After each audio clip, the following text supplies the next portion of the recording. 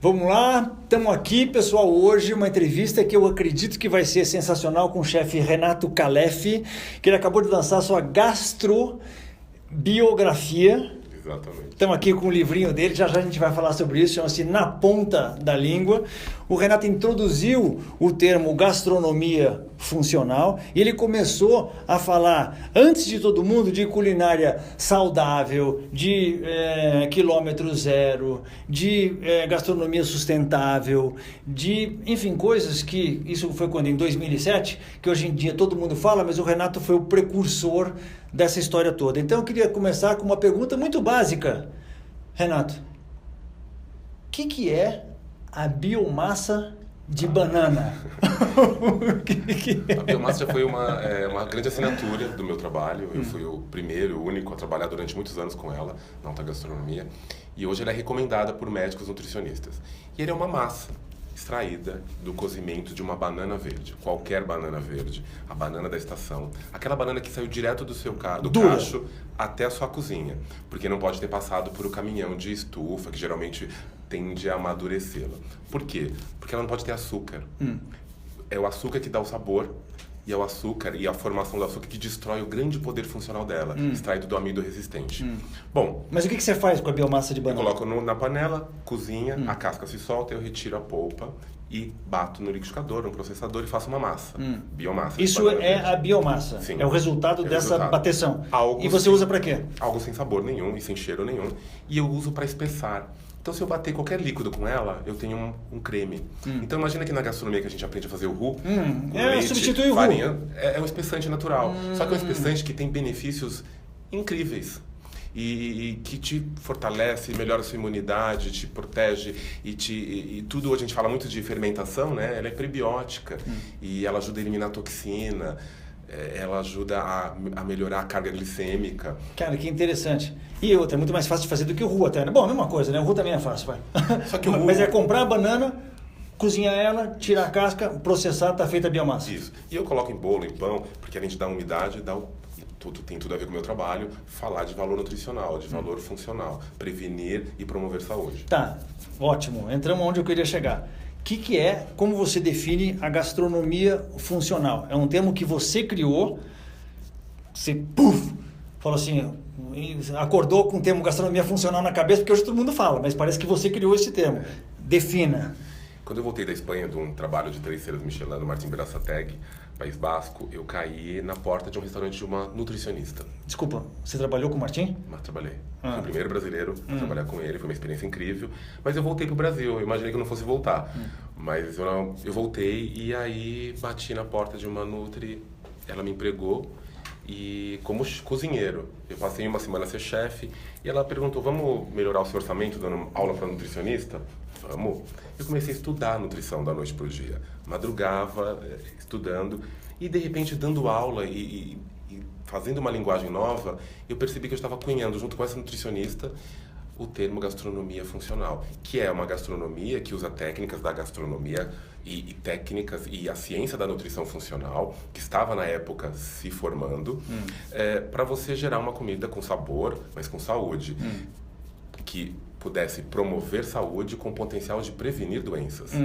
Aí o que acontece? Eu conheci esse termo, mas aí logo eu trouxe toda a bagagem orgânica da Espanha e eu juntei tudo. Então, hoje eu falo que é gastronomia orgânica e funcional. Entendi. Porque eu uso o alimento sazonal da agricultura familiar, o alimento limpo que protege o planeta, a nossa saúde. Uso essas técnicas, leva em consideração a individualidade bioquímica, porque você pode poder ou não comer algumas coisas, você tem toda a sua individualidade, e eu faço uma comida que tem que ser saborosa.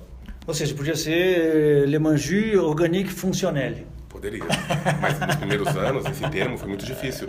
E eu conto no meu livro, porque assim, ninguém ia no meu restaurante com medo do que poderia ser o funcional, do que poderia ser o orgânico. O orgânico é mais fácil. Orgânico, de entender, há né? 10 anos era muito mais difícil.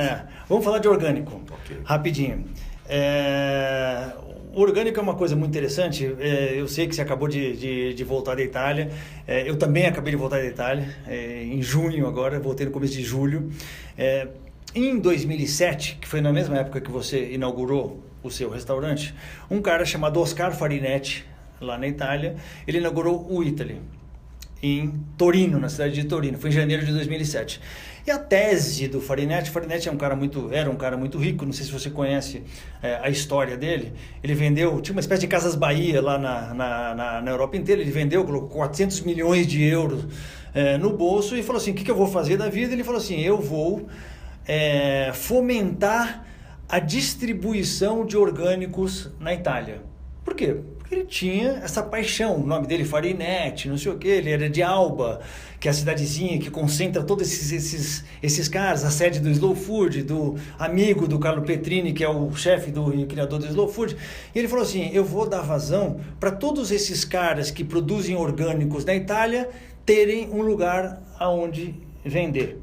E aí criou-se o Eataly, e o cara foi lá, pesquisou 3 mil fornecedores, contratou 900, fez aquele negócio todo, e hoje o Eataly virou o Eataly que a gente conhece. Você conhece muito bem esse assunto de orgânico. Como funciona, a pergunta aqui, ela é mais econômica. Como funciona no Brasil a distribuição de orgânico? É mais ou menos o que acontecia na Itália naquele momento? Um monte de produtor de orgânico que não tem como dar vazão para o seu produto no mainstream, nos principais supermercados?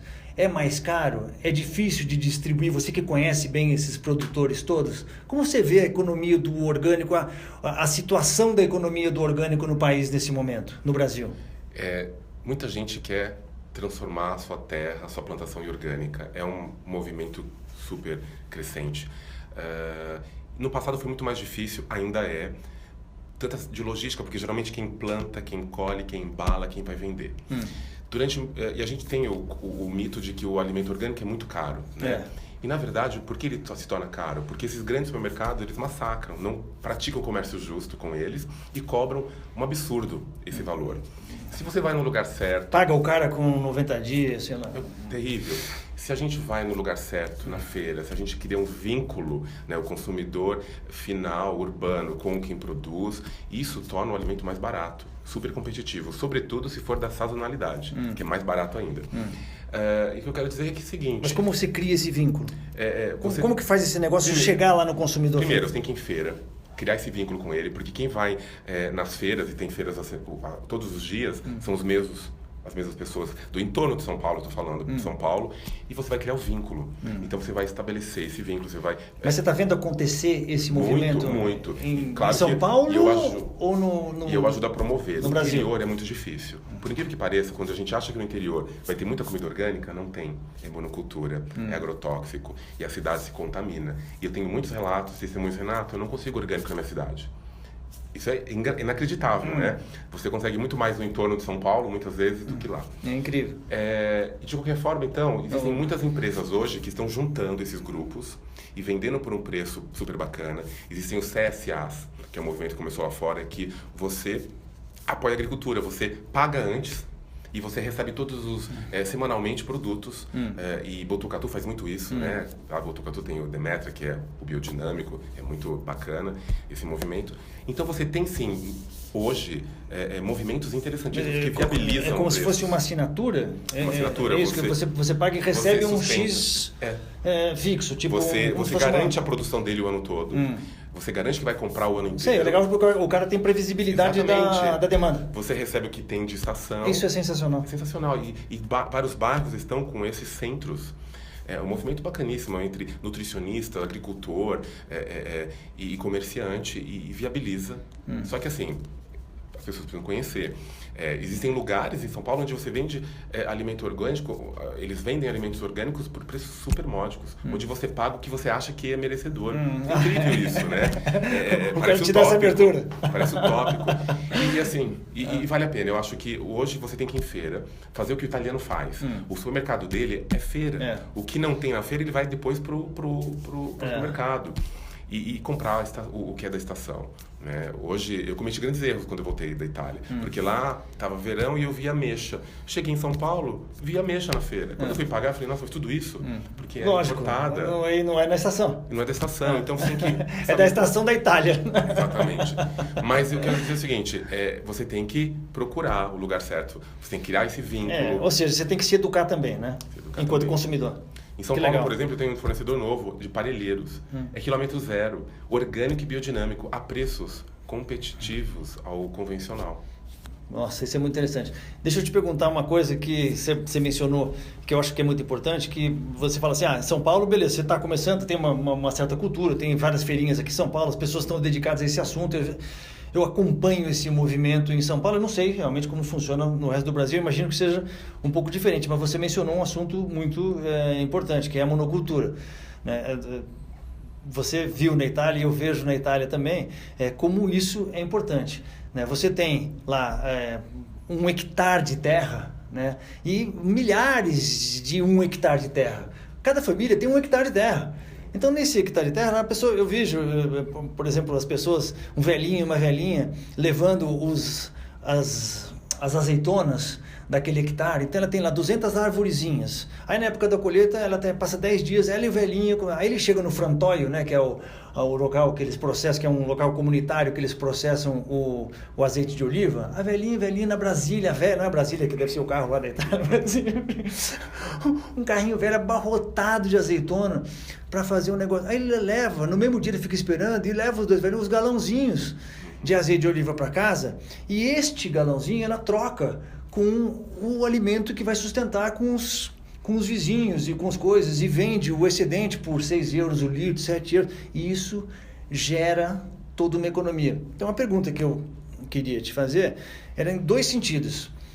Como que você vê, eu tenho certeza que você é apaixonado por esse assunto também, como funciona isso na Itália, que é muito diferente de como funciona no Brasil, a relação do italiano com a comida no sentido de comer, no sentido de hábitos alimentares e no sentido da produção. Você viu isso lá, você vive isso lá. Vamos falar primeiro no sentido de comer. Tem um movimento Slow Food, eu não sei se você participa, se aqui no Brasil essa coisa está forte, mas como você percebe essa diferença entre comer na Itália, a relação que os italianos têm com o ato de comer, e no Brasil? Então, o Slow Food ele promove exatamente isso, né? O vínculo entre quem produz e quem compra, o comércio justo, a saudabilidade, o alimento que é tradicional, que resgata a tradição, receitas, né, de família. E o Brasil, ele está muito longe disso, porque a gente não tem tradição. A gente não carrega as receitas da nossa família, né? A gente vai fazendo e vai modernizando tudo. E o italiano é assim, ele sabe de onde vem cada alimento. Esse tomate de Pachino, esse pistache de Bronte, esse queijo. E ele se ofende, ele pede desculpas. Aconteceu de um garçom pedir desculpas. Olha, esse queijo não é da Sicília, por exemplo, estava na Sicília. Incrível isso, é emocionante. Então assim, ele só vai comer tomate na época do tomate, porque ele sabe qual é a época do tomate. O brasileiro come tomate o ano inteiro. E se não tem num restaurante, ele fica bravo. Porque ele não tem essa cultura, não tem no DNA essa ideia de sazonalidade. Ele sabe a origem. E a gente tem que fomentar isso, tem que mudar tudo isso. E eu faço isso muito no meu restaurante, né? Não é época disso, eu não vou ter isso.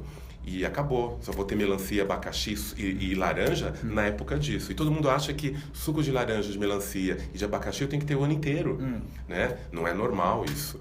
Então a gente está tentando mudar. Eu tento mudar todos os dias, né? Com a comunicação, com o meu trabalho.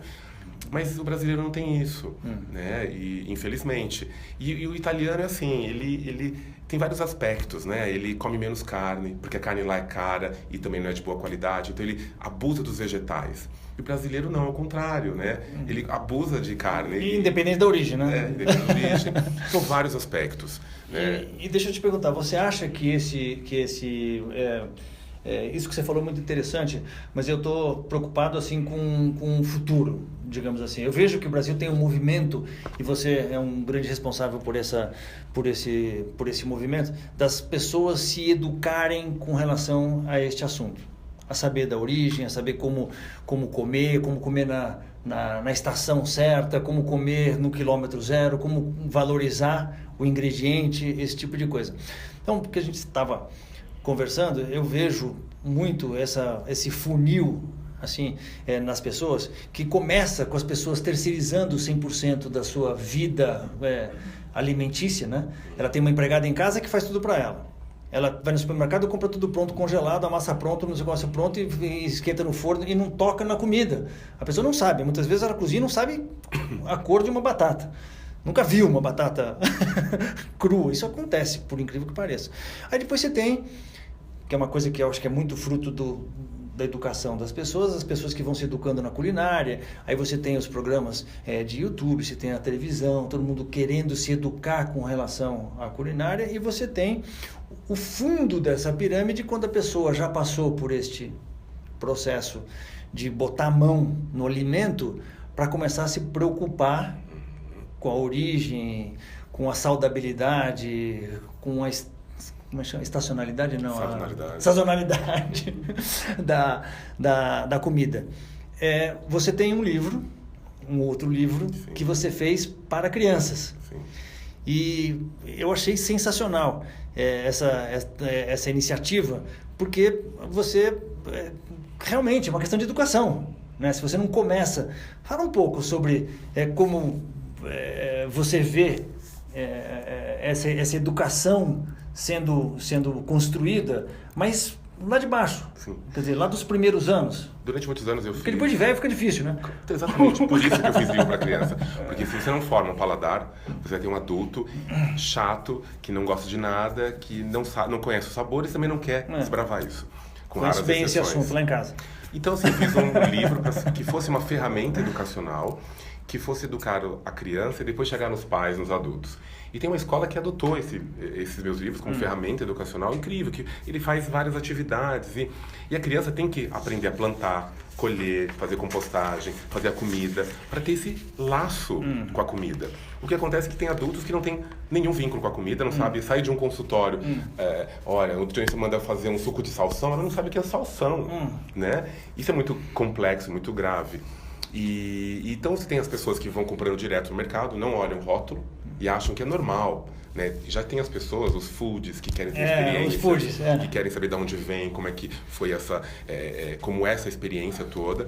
Existem as pessoas que eu falo que pertencem a uma ecoera, querem saber por quê, como, de onde veio, né? Então, assim, que é incrível. Daí você consegue fazer uma teia com slow food muito bacana. Eu tenho o cambuci para te oferecer, da Mata Atlântica. Ele estava em extinção, porque estavam devastando para criar gado. Mas aí tem o movimento, etc e tal. Ele é antioxidante, ele é rico em vitamina C, ele tem um sabor. E aí você vai criando, sabe, um laço e uma legitimidade com esse alimento incrível. E aí você tem as pessoas que começam a fazer um pouco em casa a comida, as pessoas que querem estudar e fazer tudo em casa. E é incrível. E eu vejo que muitas pessoas agora descobriram esse gosto por fazer comida. Então agora as pessoas se encontram em casa para fazerem comidas juntas, né? E a mídia social ajuda bastante também, né? Porque o cara quer mostrar que ele aprendeu, né? Ele fica orgulhoso, aí tira foto, aí posta, e cada vez ele se enche mais de orgulho. Isso é bacana, né? Isso eu acho que a tecnologia ajudou bastante. E isso é que gera saúde, porque tem que fazer comida em casa. Não adianta achar que comprando só comida fora, com raras exceções de lugares específicos, você vai ter saúde. É o que eu chamo de terceirização. O cara terceiriza tudo na alimentação dele, não dá, né? Alguma coisa ele tem que fazer. Um nhoque ele tem que saber fazer, não é possível. Né? Então, e ele tem que saber onde comprar, ir à feira. E o brasileiro não vai à feira, né? Você vai à feira quando você está fora do Brasil para tirar uma foto. Mas chega no Brasil, você não quer mais saber da feira. Que é muito engraçado. Agora deixa eu te perguntar, neste assunto ainda de jovens, né, de escola, eu acho que essa iniciativa, a Escola Bosque, né, que você falou. Escola Bosque. Eu acho muito legal isso. Como você, por exemplo, tem gente que está nos assistindo e que tem essa idade, e que está começando na vida e que está... eu me entusiasmei com esse assunto aos 15 anos de idade, coisa que era dificílimo, porque aqui você vai ser engenheiro, não sei o quê. Enfim, hoje as pessoas têm acesso a essa informação. Se eu quiser ser um chefe de cozinha, se eu quiser ser um cozinheiro, ele tem por onde, ele tem como buscar essa informação. O que você aconselha para esse cara que está... ou essa cara que está nos escutando, e que queira buscar uma formação e se dedicar à vida de cozinheiro e de chefe de cozinha? Então, ela tem que... Enfim, de cozinheiro, mas chefe de cozinha pode ser ou não uma consequência, né? Vamos combinar. Ela tem que gostar de comer, ela tem que gostar ela tem que criar um vínculo, ela tem que ir para a horta, ela tem que ir para o pomar, ela tem que ir para o interior, ela tem que estudar um pouco da simplicidade, porque quem faz comida, às vezes vai estudar, acha que vai colocar um azeite de trufa, um aceto reduzido, caríssimo, isso é comida. Não, comida é muito mais simples que isso, né?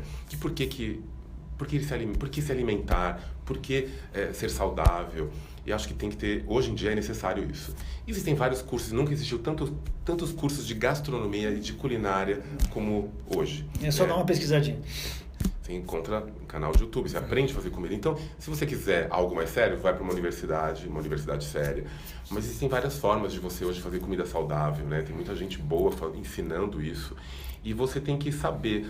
Às vezes, você nem aprende na faculdade essas coisas mais modernosas, um leite vegetal, um queijo vegano. Eu acho que... biomassa de banana verde. Aprende aqui, ó. E você tem que, assim, hoje criança quer aprender a cozinhar. Ontem foi uma criança, a Flora, uma menina linda no restaurante, ela virou: a banana verde salvou a minha família. Nossa, falei, como assim? Né? E comprou o livro do Achaz e tá fazendo comida em casa. E cozinha melhor que a mãe não gosta, não se interessa, porque já é um adulto formado, né? Eu achei incrível isso, fico muito emocionado, porque eu vejo que as pessoas querem ser longevas, querem ser saudáveis, mas elas precisam ir atrás de tudo isso. Senão, não é o remédio que vai conseguir consagrar isso. E passando da infância e da adolescência, vamos supor que o cara percorreu esse caminho e chegou ao nível pro e ele é um cozinheiro que quer abrir um restaurante. Tá? Vamos falar do assunto chato, negócios. Que conselho você tem que dar para este cara que já passou por esse processo todo? Porque eu acho que é uma consequência natural, né? A pessoa quer abrir o restaurante dela, ela quer mostrar para o mundo qual é o barato, o que ela está fazendo. Que conselho você dá para as pessoas que estão a fim de abrir um restaurante com a experiência que você tem hoje em restaurante? Você está inaugurando um outro restaurante no Jardins, tem o seu restaurante, o Lemanju Gastronomia Organic, que funciona desde 2007, bombado, com fila todos os dias de manhã e de noite. Que conselho, com a experiência que você tem, você pode dar para esse cara que está nos assistindo? As pessoas saem... Três. Primeiro que eu preciso dizer que as pessoas saem desses cursos achando que é vida de glamour. Não é nada de glamour. Você trabalha muito, é um esforço físico, mental, né, espiritual. Você lida com várias pessoas, não é só com o cliente. Mas, enfim, tem que entender do assunto. Adaptar a expectativa. Tem que entender do assunto. Porque não é só ter comida boa. O segredo, muitas vezes, do restaurante não é ter comida boa, mas é fazer a compra certa, é fazer a gestão certa. E isso requer mão de obra qualificada. Um cozinheiro, e no passado, quando eu abri o Lemanju, eu fazia de tudo. Não dá para uma pessoa fazer de tudo, porque ela não faz bem feito. Ela precisa de uma equipe. Lógico, e confiar nas outras pessoas. Isso custa dinheiro.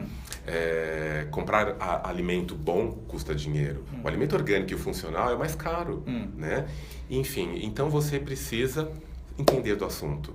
Porque aqui no Brasil você paga imposto, é tudo muito caro. Você dá uma grande parte do que você ganha para o governo. Quando você fala do assunto, dos assuntos, né? Porque além de ser especializado na culinária, você tem que ser especializado na gestão do negócio. Administração, financeiro, a comunicação, marketing. Né? O marketing. E o grande erro é que assim, as pessoas hoje abrem um restaurante, se eu gosto de cozinha, eu vou para a cozinha, mas eu esqueço dos outros setores.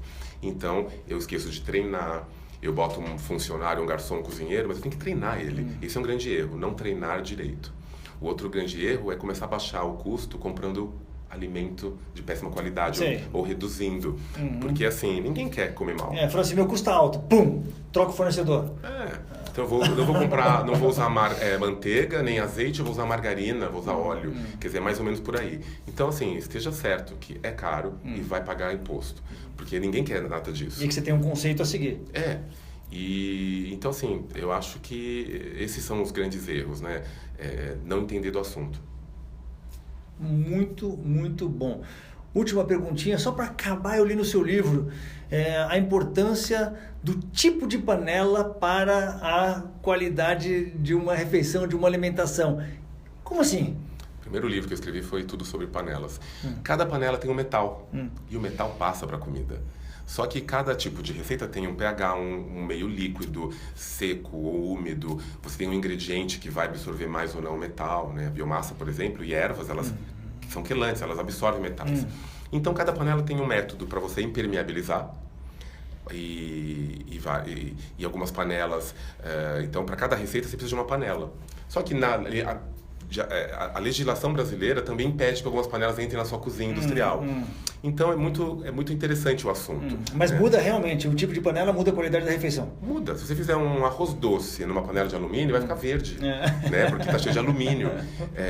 E o gosto muda, né? Fica metalizado. E o metal pesado faz mal para o nosso organismo. Então, assim, vou dar um exemplo mais típico. Os restaurantes usam muito panela de alumínio. Esse é um grande erro, tinha que eliminar. Alumínio não é saúde, né? Causa no futuro mal de Alzheimer e outras doenças. Hiperatividade para as crianças, por exemplo.